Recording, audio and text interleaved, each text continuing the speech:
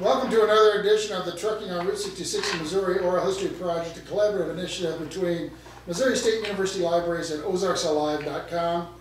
I'm Tom Peters, Dean of Library Service at Missouri State University. My colleague on this oral history project is Kaitlyn McConnell from OzarksAlive.com, who's with us today. This project is made possible in part by a grant from the Route 66 Corridor Preservation Program of the National Park Service. Today's date is Monday, May 7th, 2018, and we are in rural eastern Taney County.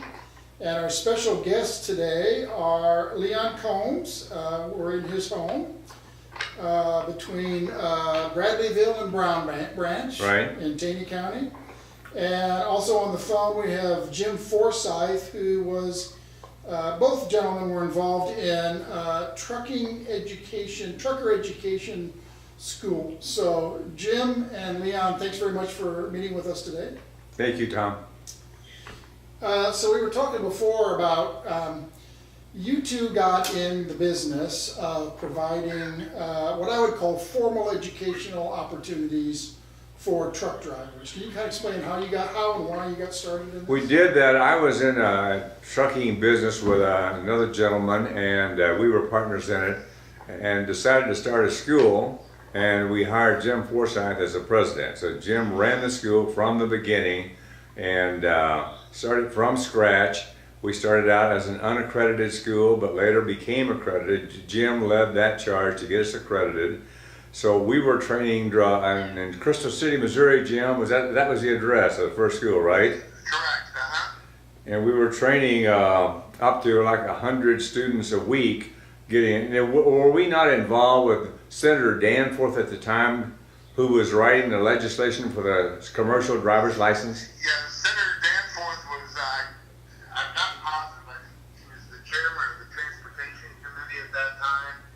And that's during the era that they passed the CDL, the Commercial Driver's License Regulation, which required additional, the timing was pretty perfect in that it required additional training for drivers that were coming right off the street in order to participate in that kind of a position. Jim, it used to be a person could drive a big truck with just with a chauffeur's license, which anybody could get. And until this was passed, there were many drivers on the road who were very unsafe. Is that right? Correct. And we, about the same time as the legislation was passed, we came online, and Senator Danforth came to our training center, and I can't remember whether the legislation had passed before that or after. Do you? Yeah, the legislation had passed. Okay. And Senator Danforth came, and we actually had a pretty large event. Senator Danforth came down, and then we had a gentleman, I can go back and look it up, I can't think of his name off the top of my head, but he was pretty high up in the U.S. Department of Transportation under a full-time administrator at the U.S. Department of Transportation. He came down. We also had some executives come down from some of the trucking companies like Warner Enterprises, which is still a large truckload carrier out of Omaha, Nebraska. There were several carriers who came down. We invited a lot of other trucking companies to come in and meet Danforth and hear his presentation on the legislation.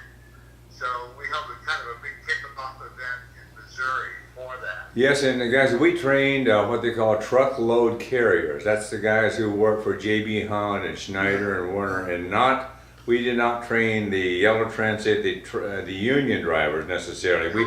We trained them to drive whatever, but most of our employers, and those were times, this is 1987, and there's lots of unemployment, but we had people lined up. Jim had to make limits on when the employers could come in to hire our graduates. Really? So it made a great sales pitch for our admission staff. We had people lined up wanting to get into our school because they knew as soon as they graduated, they had people waiting to hire them. Right, Jim? Right. And another thing that drove that, I don't know how much detail you want to get into, part of that drove was during the Reagan administration was the deregulation of the trucking industry. As Jim mentioned, it had been very highly unionized. With deregulation, a lot of companies, J.B. Hunt, which was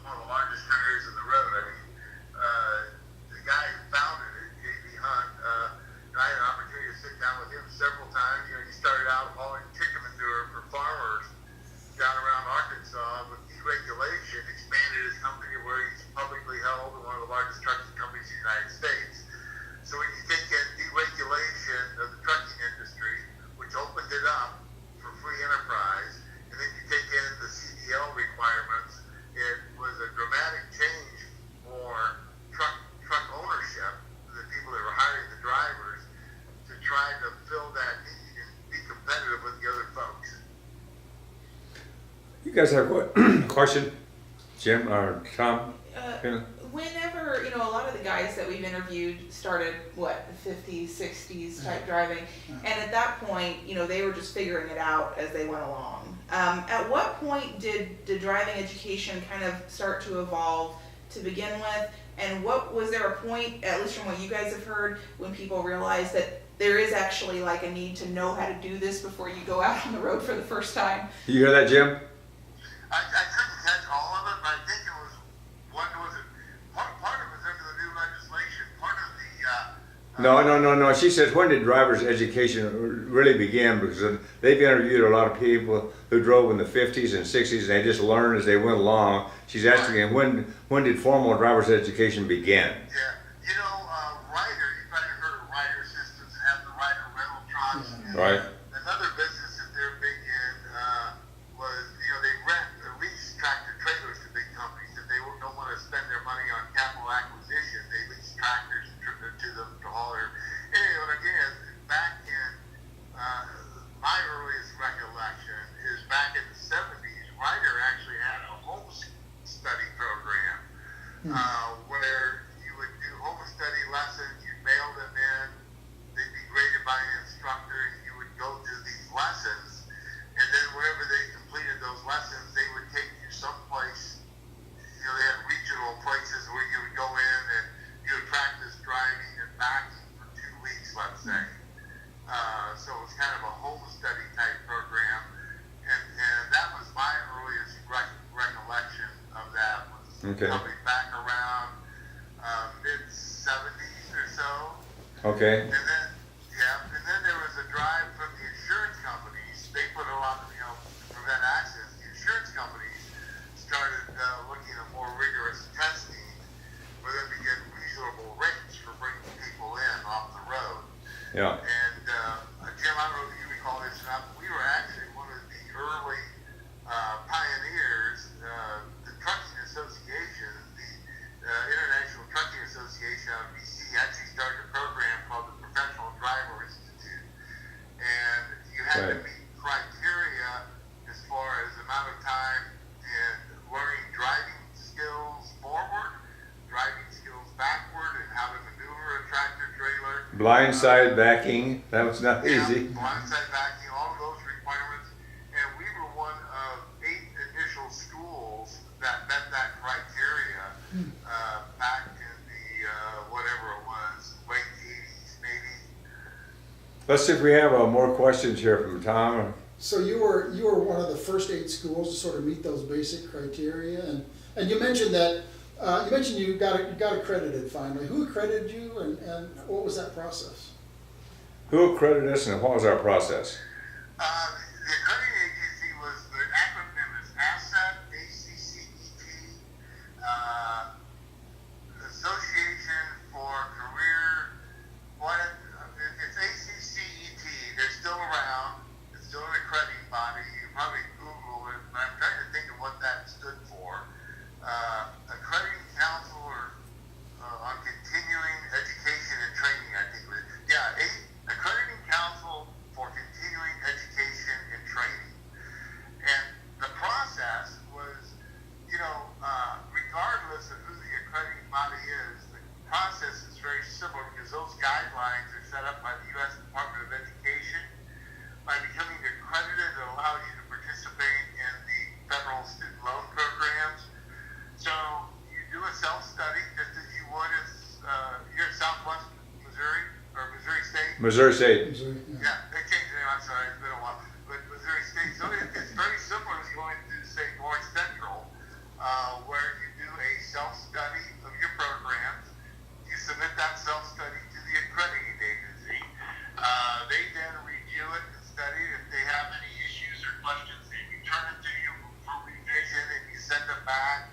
And then once everything met their criteria on paper, then they have a visitation team that comes out, goes through, makes sure that everything that you said in your document that you're actually doing. They interview students, they interview graduates, they interview teachers, administrators, other support staff.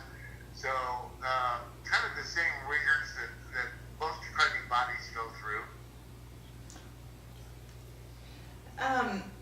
you know, you guys, I guess, were dealing with students while they were still with you primarily, but, you know, this being on the end of the Route 66 heyday, really, after it was decommissioned when the school started, did you hear about your students or other truck drivers in general still going down Route 66 in those days, or had they primarily switched to other highway system to go deliver the goods? Well, what highways? Well, you know, the truckload carriers they don't have set routes. They're focusing, Jim, they're focusing mainly on Route 66. Did any of our people ever use that? Well, yeah, they would. As a matter of fact, I mean, there were several companies out right, you know, in Joplin, and you know, J.D. Hunt was right off of 66. Would be 60, you know, 44, 66. J.D. Hunt used those routes a lot. There were a lot of trucking companies right down in your area. I think they just changed their name, but CFI, Consolidated Freight, was down there. J.D. Hunt was down there. A lot of major carriers were right there in that Springfield, Joplin, you know, Arkansas, that northwestern Arkansas region. Did we ever have any instructors at AMTEC that were older guys who had driven the old highways like 66? Yeah, all of our faculty, all of our instructors have been drivers, obviously. At the time, I think we required a minimum of 5 years experience for them to be qualified to teach for us. They had to have 5 years experience, and then obviously we did a background check on their driving records and work history, things like that. Yeah. Jim, you mentioned about, wasn't it part of the deregulation process that before deregulation, carriers had to get Interstate Commerce Commission approval to run loads between point A and point B, and then with deregulation, it all kind of opened up. Yeah, the rates were also set, just like the whole airline industry was prior to deregulation. So regardless of who you went with, there was a set rate from point A to point B in a rate carrier book. So when they went to deregulation, that just opened the door for people to do it as cheap as they could and still make a profit, or in the early days, some of them didn't make a profit, they were short-lived, trying to get business, yeah. Jim, didn't the trucking industry somewhat pioneer the use of GPS? Yeah, I mean, they were early adapters of it. I mean, you take a J.B. Hunt, for example, since that's in your area. You know, these drivers, they turn a driver loose in a tractor trailer with, you know, who knows the value of the cargo, and they turn them loose for weeks at a time, because they may go, I say weeks, maybe a couple, they may go from point A to point B, drop off a load, then pick up another load at point B, go to point C, and just kind of zigzag their way out and zigzag their way home. So, matter of fact, I don't know how much you ever pay attention, but if you go by one of these tractors on the road, most of them have a big aerodynamic scoop on the roof of the cab. Yeah. If you look back there, you'll see a little circular satellite type dish back there. And back in the early 90s or so, they really started adapting that technology where their dispatchers and their folks knew where those trucks were 24 hours a day. As I recall, MCI was involved with trucking before anything else. They were using it before. Yes. Yeah, MCI they were And one reason is that Jim didn't mention is it was not uncommon for these drivers who changed jobs recently to have a truckload of cargo and decide he wanted to change jobs, so he would just park the truck in Omaha, Nebraska and leave, right? Oh yeah. Well, as a matter of fact, it gets worse than that. You might consider it worse. I won't mention names, but I know major trucking companies that actually would get, like, you know, what was like a Chevy Astro van in those days. They used to have those vans, and they would strip out the back and put tables and chairs in the back, and they'd have recruiters that would actually go into the truck stops and sit in the truck stops and go in and talk to guys and see if they were disgruntled or if they were looking for a different opportunity, and they'd bring them out to their van and interview them and try to steal them away right there on the parking lot. Really? Just say, leave your load and come drive for us. I mean, that's how desperate they were. I mean, you know,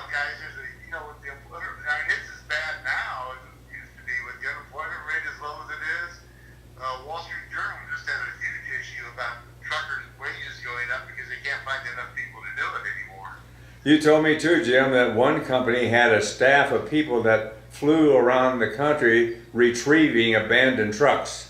Oh yeah, well, I'll tell you exactly who that was because they operate under a different company. You know, North American, well, I think probably a lot of them do. Remember North American Van Lines, the moving company? Yeah. Yeah, whenever you were moving, you got one of those calls saying your shipments, they had people that would, people get, because there were so many jobs and people really didn't care, if you got mad at a dispatcher or somebody, they'd just walk off the job and go someplace else. So your truckload of furniture may be sitting in a truck stop someplace. So, like North American Van Lines had guys, they would just fly around the country to pick up these tractor trailers and make the delivery if it was been abandoned somewhere. So it's that, a different world, I'll tell you, because these guys have a lot of freedom. They're out there on their own. It's not like there's such a demand that it's not like, well, you just left the job, I'm not going to hire you. It's just you left the job and you'll work for me for a month. If you leave, I still got a month out of you. yeah. So it was a different mindset as far as the employee loyalty or anything like that. Yeah. Back to the early days of the school. So, did you have more students than you could accommodate? And if so, what kind of admission standards would you have for a driver's school? Well, yeah, our admission standards were, I gotta think back, obviously you had to have a valid driver's license. We would check to make sure that they didn't have any alcohol convictions on their driving record. So valid driver's license, be 21 years old minimum, no alcohol violations. Physical test, they had to pass a physical. Yeah, you had to pass a physical. We actually had a local doctor at all of our schools.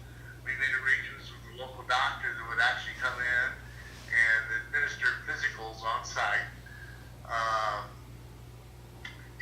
think there's probably some others, but that's probably the big ones. Criminal convictions, we turned a lot of people away. I know that. I used to complain as owners, why don't we have more students? You say, well, we're turning a lot of people away because there were a lot of people who applied that we just couldn't take. Yeah. And therefore, we had one of the best employment rates in the industry because trucking companies wanted to come to AMTEC because, especially Jim, was especially harsh on who they admitted. And he would also, your completion rate was pretty good, but they had to do their job well in order to graduate. Yeah, we gave them regular road tests, and then we'd actually take them up and get their state license. When they graduated at the end of their course, we'd actually take them to do their driving test. So when they graduated, they had their CDL in hand. And, it paid off in the long run because we had employers that we were kind of the go-to place. And Jim, I mean, you remember, but they actually even, they would support us in doing recruitment sessions. So, like, we might have a representative from a JB Hunt or a Warner or Schneider National. And, we'd maybe go to a hotel someplace and have. That makes me. That means they would. St. Louis, the schools say in St. Louis, and we might go down to like Carbondale, Illinois, or come down to Springfield, Missouri, and get a conference room at a Holiday Inn and run ads in the paper that these employers are going to be there to talk about jobs in the industry, and the employers would get up and talk about what they offer and that, and then if you go through AMTEC, based on what you told us, and everything's been honest with you, we'll hire you. So, and Jim, job up front. And one answer to Tom's question about what do you do when you have more students than you can handle, in St. Louis we had that problem, which is Crystal City, it's kind of St. Louis. Then we went across the river to Grant City, Illinois, so then if we had someone applying and we couldn't handle them in Crystal City, they'd go to Grant City. Then after that, we opened up the school in Ohio. I can't remember the name of the town. Was it Middletown? It was right by Middletown. It was actually Monroe. Between Cincinnati and Dayton. Yeah, right on Interstate 75. It was Monroe, Ohio. And that was Patriot School. Right. Yeah. And why did you situate them in those two metropolitan areas? Was that a known, But, I mean, where did the students come from? How far away would they come to truck driving school? Well, to answer your first question on Ohio, there was already an operator there that was going out of business. And so we acquired that operation from them and took it over. The site, training site. This training site in Ohio. And we also, Jim would do demographic studies of the areas and see where there's a lot of trucking going on and see what the population looked like. So when we chose those sites, we did it with several things in mind. Main one being, are there going to be employers around, and are there going to be people that need to go to school? And And sometimes it's not even where the employers are. Just as an example, we did a big, and actually CFI, and I think they're now called Consolidated, or I'm sorry, Conway Express. I think they're called now, but it used to be CFI out of Joplin. yeah. Well, they had a big need for drivers down out of Memphis. Even though they're not based in Memphis, they were getting a lot of freight going through Memphis. And so if they could the drivers don't have to live where the company is. And a big thing for a trucking company is that they can get drivers basically where they're delivering a lot of freight, they can get them home more frequently. If they can get them home more frequently, they're more likely to stay with the company and not walk off the job and quit. You know, when their wife starts calling and says, "Where are you? Get home." It puts some pressure on them, you know. So we went down and did a big splash with that time CFI, where we ran newspaper ads about CFI and now hiring. We ran some hotel seminars, and then we had our folks there. Same as what I was talking about, like maybe the hotel, where we actually had a master contract with Greyhound Lines, where we opened the physical office in Memphis, and these students would interview there with CFI and with our folks, and if they met the criteria, we had a master contract with Greyhound, and we would actually put them on a Greyhound bus and bring them up to Crystal City. And Jim, we had training centers in several states. I don't know, we had like 25 or 30, didn't we? I mean, not recruiting offices. Yeah, we had offices where we had, admissions people and somebody that would handle their financial aid papers. They were all cleared before they came. And we had one in Springfield, we had in Kansas City, we had in Little Rock, Arkansas, Memphis. Indiana. I can't remember them all anymore. Oh yeah, Indiana, Ohio, going that way. Indiana, Ohio, Pennsylvania. My battery in my phone's about to run down here. You guys have any more questions for Jim before we hang up on him? That's about Well, yeah, I was about ready to actually ask, and what kind of demographics were you seeing coming to classes? I mean, in my mind, I'm assuming it's young men, but was that primarily who you were seeing initially, or was it a wide variety of types of people? Typically, you're asking about age. I think I heard you correctly. Age and gender. Did we see men and women? Yeah, we saw primarily men. I would say maybe on any given class, 5 to 10% women. 10% would be the highest, but on any given class, it's typically maybe around 5% or so. Age group was normally that 25 to 35 range. When we first started, we were dealing a lot with, historically, back in the mid-80s, so when we first started, a lot of the coal companies were under pressure from the EPA because of the sulfur emission.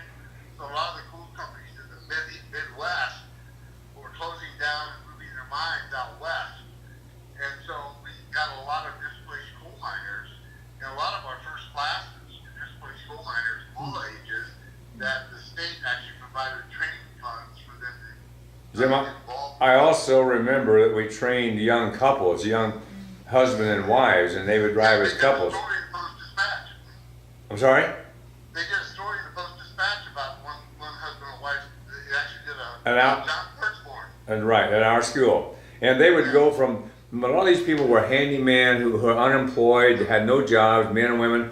So they'd go from that. A young couple could get trained and get their truck, and that companies would provide them a truck. They could make like $40,000 a year a piece So a young couple could make like $80,000 to $100,000 a year, going from zero to $100,000 a year by going to school for 8 weeks. I mean, it was really a good thing for people that needed jobs and didn't have any. Anywhere to go. Hey, Jim, I don't know if this would be important or not, but let me just also mention, maybe think about this when you talked about women drivers. Really, to try to, to enhance the image and the credibility of the school, we got involved with some different things. So, for example, I got a contract with Southwestern Bell, which at the time was based in St. Louis. And it was a contract that specifically trained women, not on tractor trailers, but on these trucks that go out and work on the power lines. And so Southwestern Bell paid us, and they would select the people, they'd be Southwestern Bell employees, women that they would send to us to train them on how to drive these utility trucks. So that was a case where a corporation would basically contract with you to train their existing employees on better trucking or... Right? You hear that, Jim? I couldn't hear all that. He said that was a situation where a corporation would sign a contract with us to train their people for better performance. Yes, correct. Yeah. Well, when you trained those ladies, did you put them in a big 18-wheeler to train them, or did you have them in vans? No, they actually provided the trucks for us. Oh, okay. Yeah. Okay. Did you find that that women were as good at drivers as men? Oh yeah, and those are but yeah, Southwestern Bell actually provided their trucks if they wanted to be able to drive, and then sent the folks to us, and then we did all the instructions and everything for them. In talking to truckers, some of them love driving at night, others would rather drive during the day. Did you train for both night driving and day driving, or how would you separate them out? Yeah, we had a program. It's been on an 8-week program, and I don't remember exactly, but let's say typically an 8-week program. The first 2 weeks was in the classroom, learning all the laws, regulations, rules of the road, and then we would have to get them a permit. They needed a permit to go out on the road. So then we'd get them their permit at the end of the first 2 weeks. And then we would take them out for another 2 weeks where they would be out on what we call the range. They'd be learning how to back from different angles, how to maneuver the truck in tight situations. That's where really most of the accidents occur. So we'd spend 2 weeks doing that.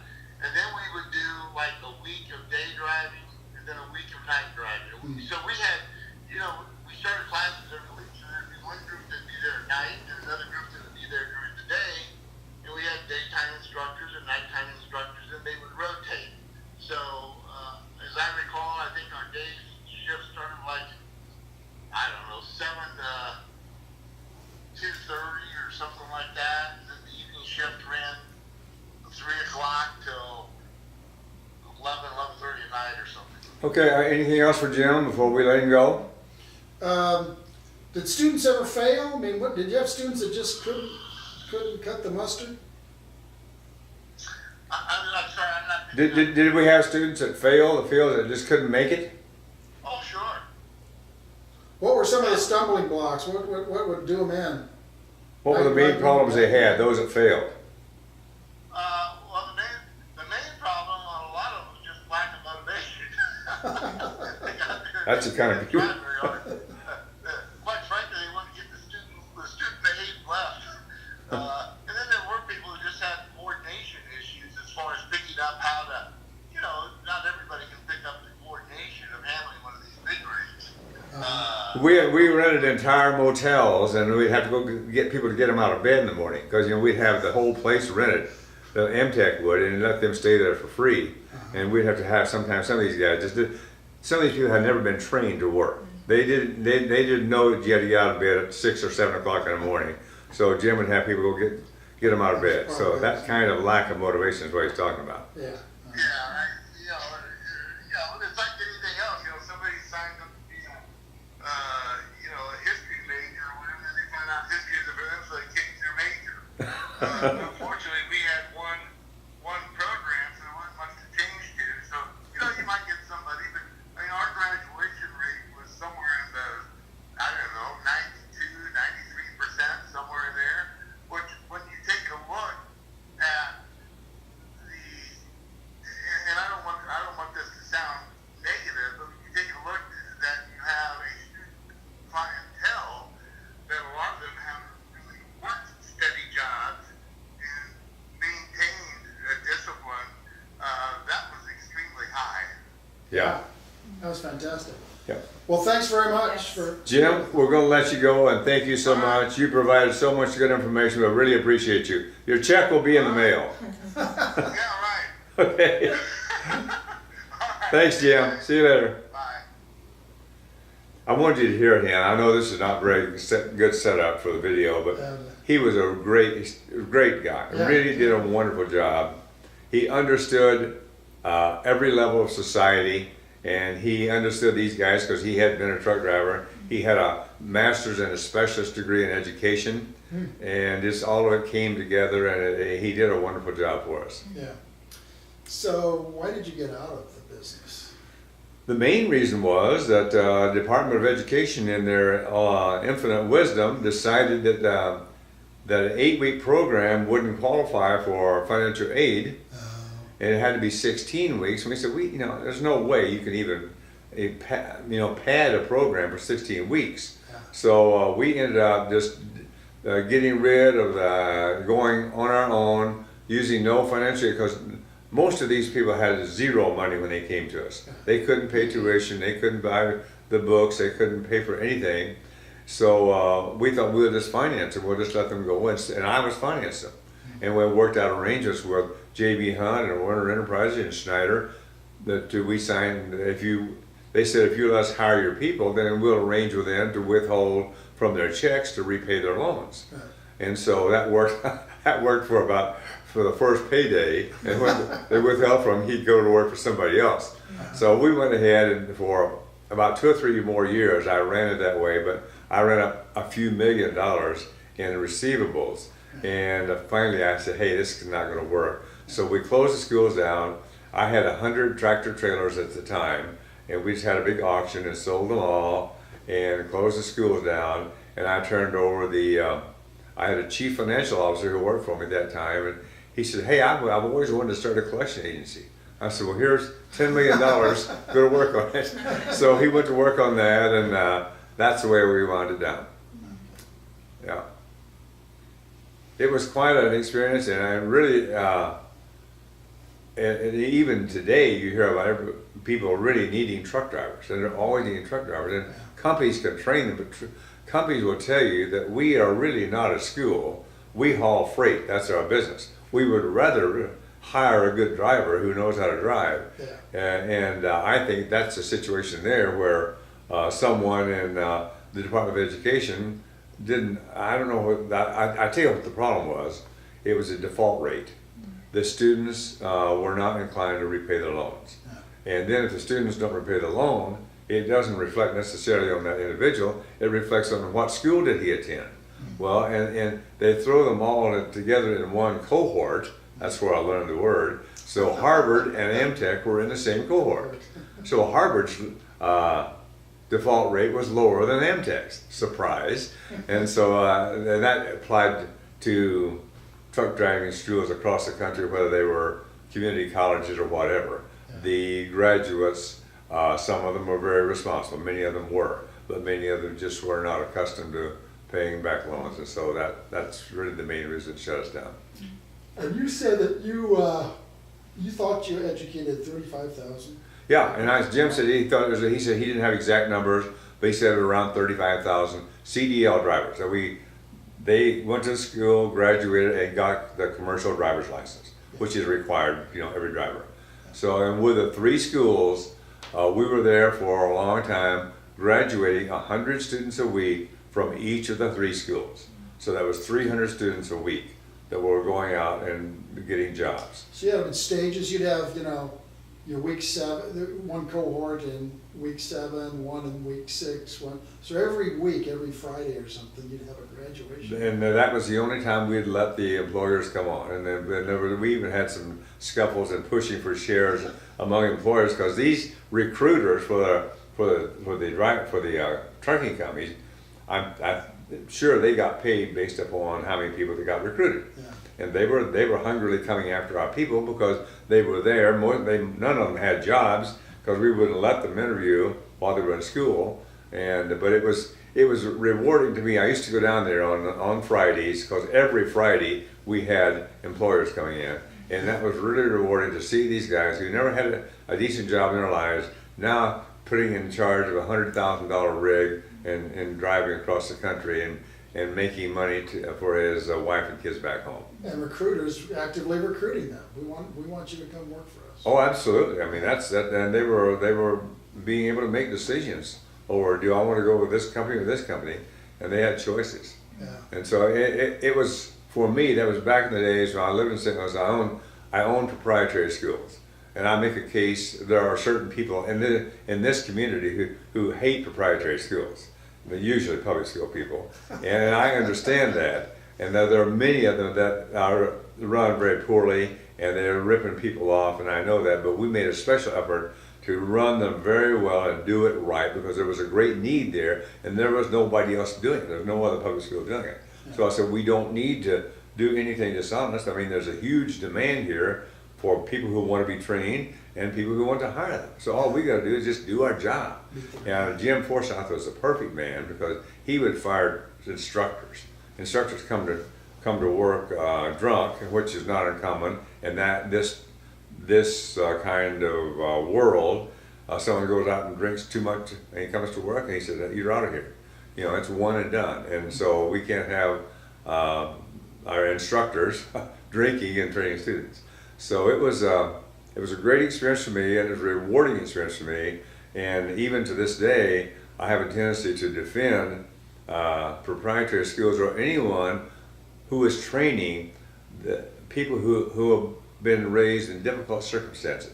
There are lots of people around where I live right here in Taney County who are raised in very difficult circumstances, whose families can't help them. They don't get any help on tuition, and they have not had any proper training. Those people are going to have a hard time, even when they get a student loan, paying it back. I mean, first of all, they got to get a job, and we got them good jobs right away.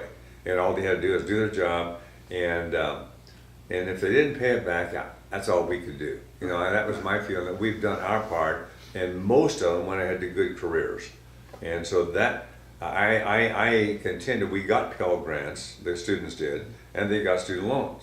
I contended at the time that the government really should just make the whole thing a Pell Grant and pay for it like they do in the public schools, and let the guy off the hook and let him get a job and not let him pay taxes and not worry about paying back the student loan.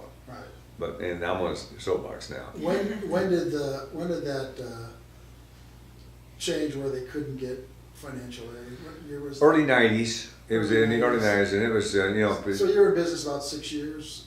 I'd say 5 years probably. Maybe counting the time that I financed it myself, probably 6 years or 7. Yeah. Looking at the curriculum, was part of it dedicated to understanding about how to carry certain loads? Like I've heard truck drivers talk about things that were refrigerated, things that were, how much of the time was about that? Oh yeah, it's all, and the reefers, the guys that I like to use are the reefers. That's the big refrigerated. Yeah. Those are the higher dollar ones. And yes, they were all different kinds of loads. They haul cattle, they haul shifting loads. They had flatbeds. They taught them how to tie down flatbed trailers. You teach all that, how to tie down a load? Oh yeah, it's all a part of it. They had to get out there and tie down loads, and they'd drive it. If the load fell off, that was, the instructor would oversee it before they go on the highway, but the tie down was a big thing. Flatbeds, different kinds of loads, and staying within the speed limit. Some of these, if you haven't driven a big truck and you go around a curve and a big load shift on you, it can turn you over really quick. Yeah. And cattle, calling live animals is especially hazardous. Yeah. So they taught them how to call all different kinds of cars. Hazardous materials, is that part of don't Yeah, know. we never got into that. That is highly specialized. Yeah. And I think they had to have special, Special- maybe additional training for that. I don't know about that. Yeah, I would think they would. okay. You mentioned the husband and wife duos, occasionally people did that. If a couple had presented at a company and wanted to work together, would they have encouraged that, or was that something that they'll tolerate it, but they prefer people? No, they would encourage it. Okay. They would encourage it because especially if they were a young couple and with no children, it was difficult to, these guys would go on the road 6 or 7 weeks at a time and wouldn't be back. And so it was much better if the husband and wife could go together, and that way he wasn't wanting to go home all the time and she wasn't nagging him to come home all the time. So they're together, and then those trucks, I don't know if you've been in them or not, but they got big air-conditioned beds behind. One thing, this is kind of off the subject, but one thing that maybe inspired me to get involved in the first place, when I was 18 years old, I went to SMS my first year out of high school. Then I went out to West Coast and in Washington, Oregon, and worked in pea harvest and wheat harvest. Drove a truck out there, and then I would hitchhike home and come back. And I had